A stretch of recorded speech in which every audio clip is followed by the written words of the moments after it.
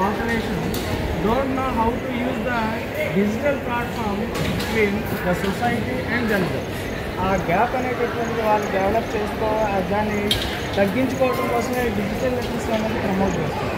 So digital literacy అని అంటే ఇప్పుడు ఎవ్రీథింగ్ ఈజ్ ఆన్లైన్లోనే ప్రతి ఇన్ఫర్మేషన్ దొరుకుతుంది. సో ఆ దొరుకుతుంది అనే విషయాన్ని మనం తెలుసుకోవాలి, దాన్ని మళ్ళీ మనం గ్రాప్ చేసుకోవాలి. ఇటువంటిది స్టూడెంట్ లెవెల్స్లో ఇప్పటి నుండి తెలుస్తుంది. బట్ ఆల్రెడీ ఒక సర్టెన్ ఏజ్లో ఉన్నటువంటి వాళ్ళకి లిటరసీ అనేటటువంటిది, డిజిటల్ లిటరసీ అనేది తెలియదు. సో దాన్ని ఆ గ్యాప్ అనేటటువంటిది ఫుల్ఫిల్ చేయడం కోసం ఈ సంవత్సరం మనకి ఇంటర్నేషనల్ లిటరసీ డేలో దీన్ని మనకి మోటోగా పెట్టారు. సో అందుకు దీన్ని మనం మీ సరౌండింగ్స్లో కూడా మీరు చెప్పచ్చు, ఎవరికైతే డిజిటల్ లిటరసీ సో మీకు తెలుసు కాబట్టి how to use the digital platforms అనేది మీరు దాన్ని స్ప్రెడ్ చేయాలి, దాని అవేర్నెస్ అనేది తీసుకొని రావాలి. So that is the main motto of this International Literacy Day for this year. So UNESCO observes every year on 8th September. Right.